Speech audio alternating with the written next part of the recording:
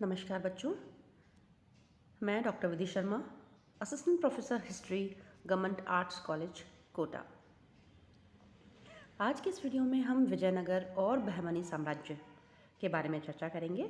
यह एक विशद टॉपिक है, इसलिए आगे आने वाले कुछ वीडियोस में हम इसको कंप्लीट करने की कोशिश करेंगे। तो आज हम बात करते हैं विजयनगर साम्राज्य के राजनीतिक इतिहास की।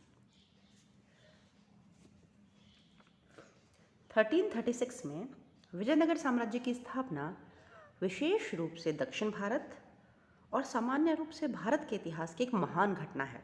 दक्षिण भारत में तुगलक सत्ता के विरुद्ध होने वाले राजनीतिक और सांस्कृतिक आंदोलन के परिणाम स्वरूप इसकी स्थापना हुई। संगम के 5 पुत्रों में से 2 हरिहर और बुक्का ने इस साम्राज्य की स्थापना 1336 में की। हरिहर और बुक्का मूल रूप से वारंगल में काकतीय राजाओं के सामंत थे। बाद में उन्हें कंपली राज्य का मंत्री बना दिया गया।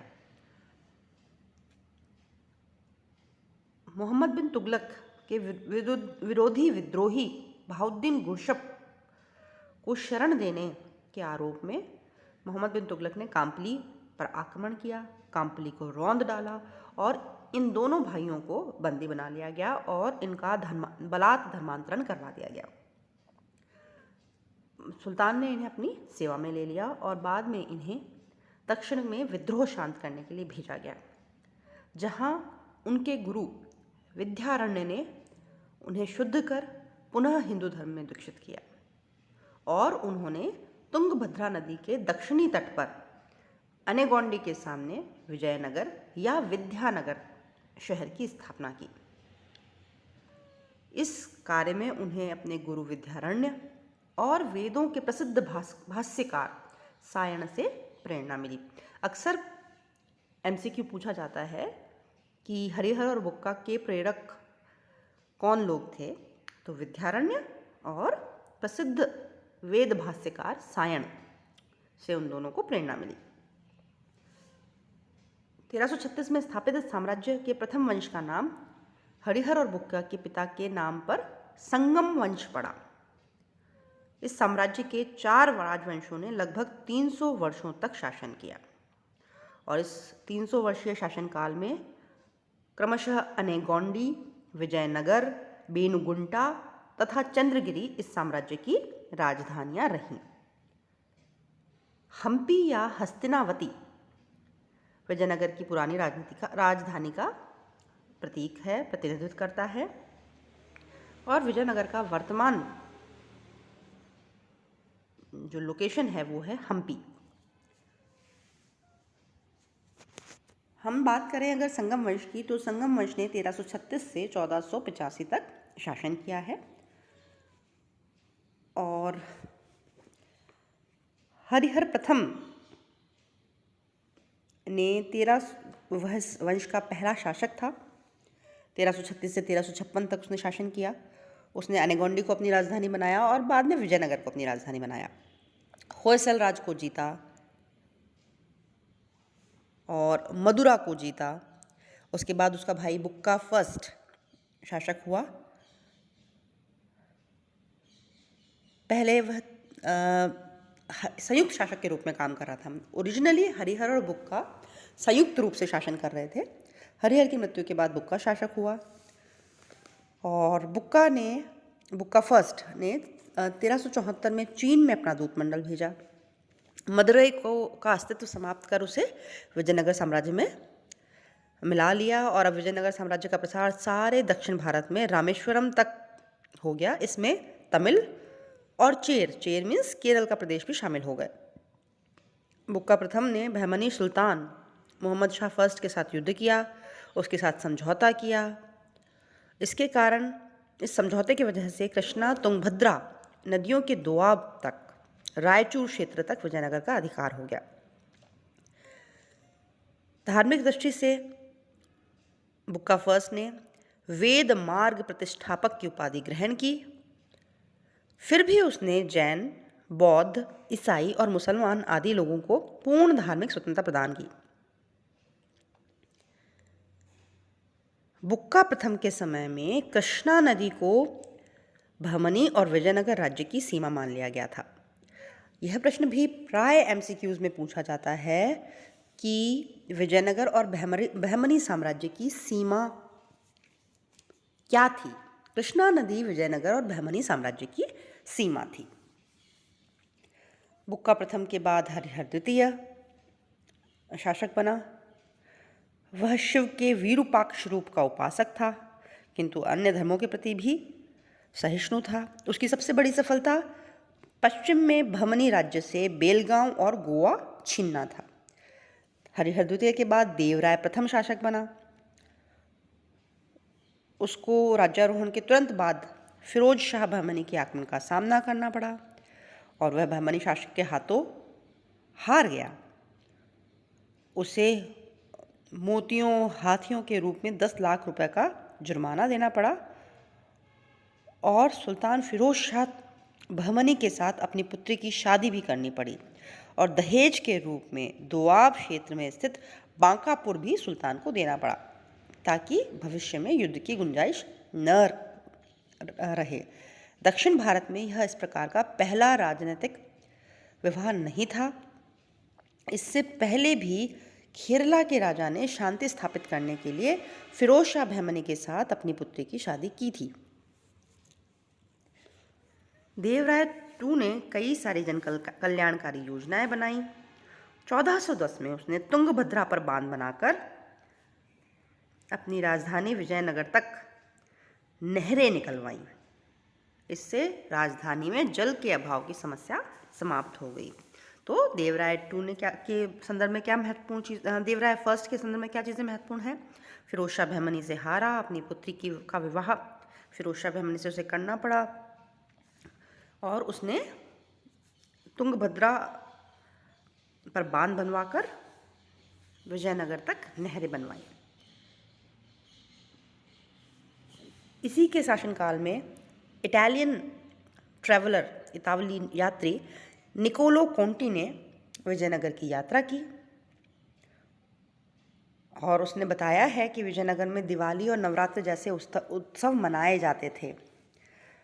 देवराय फर्स्ट के समय में हरविलासम नाम के ग्रंथ की रचना श्रीनाथ द्वारा की गई, जो कि एक तेलुगु कवि था। इसके बाद देवराय द्वितीय का शासनकाल आता है।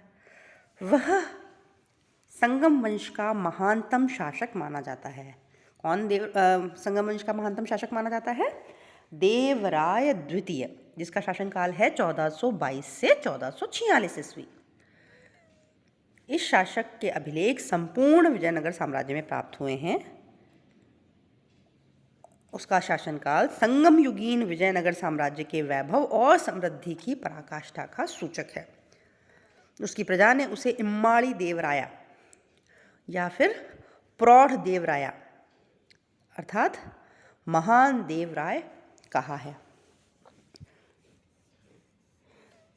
उसकी प्रजा उसे इंद्र का अवतार मानती थी और उसे गजकटकर की उपाधि दी गई थी। गजबंटकर का अर्थ होता है हाथियों का शिकारी। उसके संदर्भ में महत्वपूर्ण बात यह है कि उसने बहमनी सेना का मुकाबला करने के लिए, बहमनी सेना के बराबरी करने के लिए अपनी सेना में मुसलमानों को भर्ती किया और उन्हें जागीरें भी दी। देवराय द्वितीय के समय में ईरानी राजदूत अब्दुल रज़ाक ने विजयनगर की यात्रा की और उसने संसार के सबसे शानदार नगरों में से एक बताया है विजयनगर को। उसके समय में एक और यात्री आया, पुर्तगाली यात्री था नुनीज़। उसने कहा कि क्विलान, श्रीलंका, पुलिकट, पेगु, तेंसरीम, जो कि बर्मा और मलाया का क्षेत्र है, उसको तेंसरीम कहा जाता था, कि राजा देवराय द्वितीय को कर देते थे। वह भी कला और साहित्य का महान संरक्षक था, खुद संस्कृत का निष्णात विद्वान था और उसने 2 संस्कृत ग्रंथों महानाटक सुधानिधि और बादरायण के ब्रह्मसूत्र पर टीका भी लिखी है। इसके बाद अगला शासक आता है, वह है मल्लिकार्जुन 1446 से 1465 तक। उसने उड़ीसा और बहमनी राज्यों उसके काल में उड़ीसा और बहमनी राज्यों ने विजयनगर पर आक्रमण किया। मल्लिकार्जुन को भी प्रौढ़ देवराय कहा जाता है, लेकिन उसके शासनकाल में विजयनगर साम्राज्य का पतन प्रारंभ हो गया। चीनी यात्री माहुआन 1451 में मल्लिकार्जुन के समय विजयनगर आया था और संगम वंश का अंतिम शासक हुआ विरूपाक्ष द्वितीय। पहला शासक हरिहर फर्स्ट और अंतिम शासक विरूपाक्ष द्वितीय, जिसने 1465 से 1485 ईस्वी तक शासन किया। अगला जो वंश है वह है सालुव या सालुम्ब वंश, जिसका 1485 से 1505 तक शासन रहा। विरूपाक्ष द्वितीय के समय व्याप्त अराजकता की स्थिति को देखकर साम्राज्य के ही एक शक्तिशाली सामंत शासक नरसिंह सालुव ने 1485 ईस्वी में राज सिंहासन पर अधिकार कर लिया। इस घटना को प्रथम बलापहार की संज्ञा दी जाती है, जिसका मतलब पुराने साम्राज्य को, पुराने शासन वंश को उखाड़ फेंकना।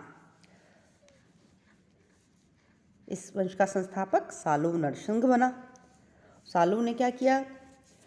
उसने सेना को शक्तिशाली बनाने के लिए अरब व्यापारियों से अधिक घोड़े आयात करने को प्रोत्साहन दिया उन लोगों को, और उसने अपने अल्पवयस्क पुत्र के संरक्षक के रूप में नरसा नायक नाम के व्यक्ति को नियुक्त किया। अवसर पाकर नरसा नायक ने संपूर्ण सत्ता पर अधिकार कर लिया और वो ही विजयनगर साम्राज्य का वास्तविक शासक बन बैठा। सालुव नरसिंह के पुत्र इम्माड़ी नरसिंह के वयस्क होने पर उसका अपने संरक्षक नरसा नायक से विवाद प्रारंभ हो गया। इस पर नरसा नायक ने उसे पेनुगोंडा के किले में नज़रबंद कर दिया। नरसा नायक ने चोल, पांड्य और चेर राज्यों पर आक्रमण किए और इन तीनों शासकों को विजयनगर की प्रभुसत्ता स्वीकार करने के लिए बाध्य किया। 1505 में नरसा नायक के पुत्र वीर नरसिंह ने सालुव नरेश इम्माड़ी नरसिंह की हत्या करके स्वयं सिंहासन पर अधिकार कर लिया और विजयनगर साम्राज्य में तृतीय या तालुव राजवंश की स्थापना हुई। तालुव राजवंश का जो काल है वह है 1505 से 1570 और इसका संस्थापक है वीर नरसिंह, और इसने जो कार्यवाही की है इम्माड़ी नरसिंह को की हत्या की, उसे कहा जाता है द्वितीय बलापहार। द्वितीय बलापहार एक्सक्यूज मी। वीर नरसिंह ने जो ये काम किया उससे संपूर्ण विजयनगर साम्राज्य में उसके विरुद्ध व्यापक असंतोष फैल गया। अपने शासन के 4 वर्षों में उसे आंतरिक विद्रोहों और बाह्य आक्रमणों का मुकाबला करना पड़ा। 1509 में उसकी मृत्यु के बाद उसका छोटा भाई कृष्णदेव राय सिंहासन पर आसीन हुआ। तालुव वंश का संस्थापक कौन? वीर नरसिंह। उसकी मृत्यु के बाद गद्दी पर कौन बैठा? उसका छोटा भाई कृष्णदेव राय। कृष्णदेव राय संपूर्ण विजयनगर साम्राज्य का महानतम शासक कहलाता है।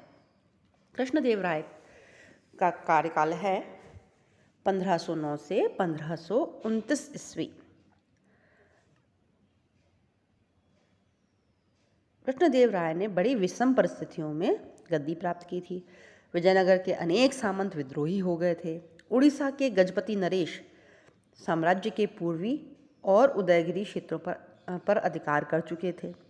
उत्तर और पश्चिम में बीजापुर और पुर्तगाली भी विजयनगर पर अधिकार करने की योजना बना रहे थे। तो सबसे पहले तो उसने विद्रोही सामंतों का दमन किया। 1513 में उसने गजपति के शासक से उदयगिरी जीता और 1520 में उसने बीजापुर को हराकर संपूर्ण रायचूर दोआब पर अधिकार कर लिया। ये महत्वपूर्ण चीज़ है। कृष्णदेव राय ने 1520 में बहमनी राज्य को हराकर संपूर्ण रायचूर दोआब पर अधिकार कर लिया।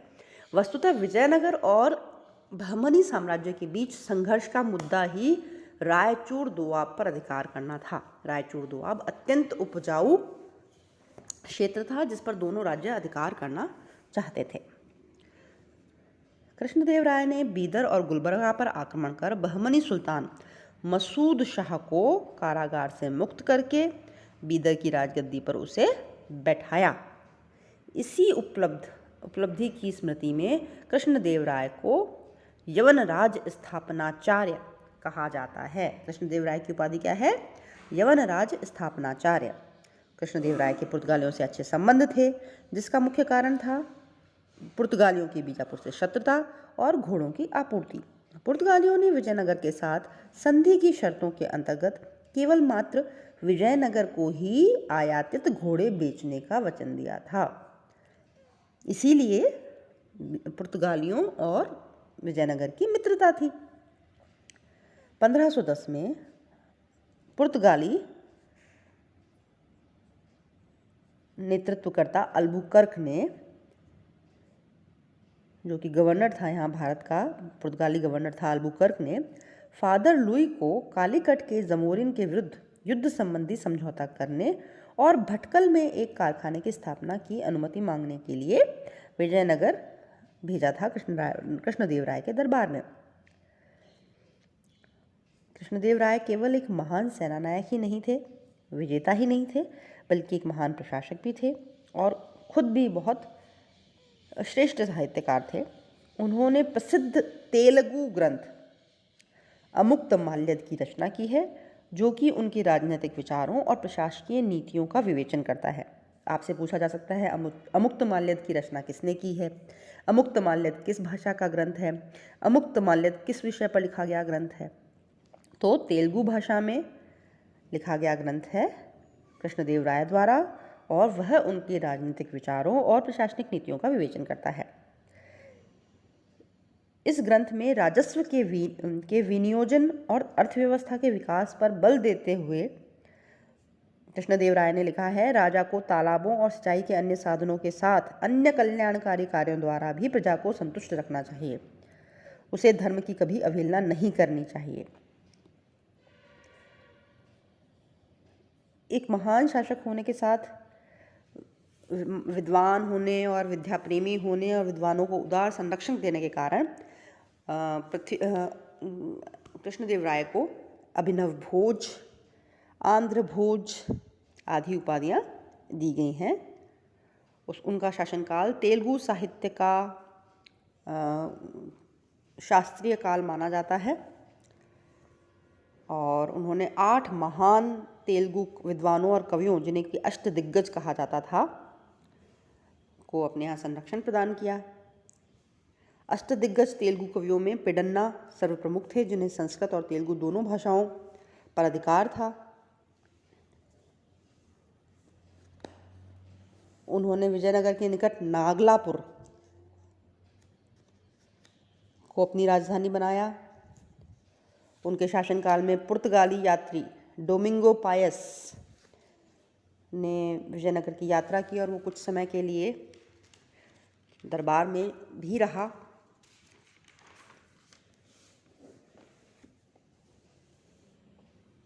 एक अन्य पुर्तगाली यात्री डुआर्टो बारबोसा ने भी इस काल में विजयनगर की यात्रा की है और यहाँ के आर्थिक जीवन पर बहुत अच्छा वर्णन छोड़ा है। कृष्णदेवराय के संदर्भ में एक और महत्वपूर्ण बात यह है कि उन्होंने विवाह कर जैसे अलोकप्रिय करों को समाप्त करके प्रजा को करों से राहत प्रदान की। और एक अन्य महत्वपूर्ण चीज़ ये है कि बाबर ने अपनी आत्मकथा बाबरनामा में कृष्णदेवराय को भारत का सर्वाधिक शक्तिशाली शासक बताया है। कृष्णदेवराय ने 1000 राम और विट्ठल स्वामी मंदिरों का निर्माण कराया। कृष्णदेवराय के बाद अच्युत देवराय 1529 से 1542 अपने विजयनगर साम्राज्य के सम्राट बने। उसने कृष्णदेवराय के दामाद राम राय को शासन में सहभागी बनाया। ये बात ध्यान रखिए, राम राय कौन थे? कृष्णदेवराय के दामाद। और कृष्णदेवराय ने ही अच्युत देवराय को अपना उत्तराधिकारी नियुक्त किया था।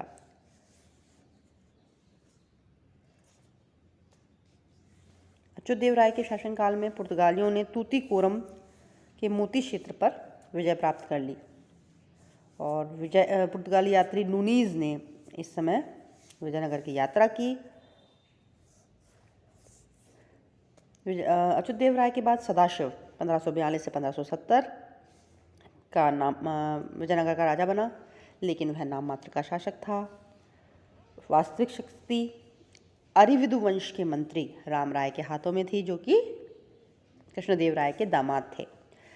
राम राय की नीति का एक महत्वपूर्ण लक्षण था दक्कन की सल्तनतों के झगड़ों में विजयनगर का सक्रिय हस्तक्षेप हो और विजयनगर का प्रभाव बढ़े। राम राय की इस नीति में उन्हें महत्वपूर्ण सफलता मिली। इससे पहले इस नीति का पालन किसी विजयनगर शासक ने नहीं किया था। तो राम राय के बारे में क्या उल्लेखनीय है? राम राय ने दक्कन की मुस्लिम सल्तनतों, बहमनी साम्राज्य के जो टुकड़े हो गए थे 5, उनके आपसी संघर्षों में इन्होंने हस्तक्षेप किया।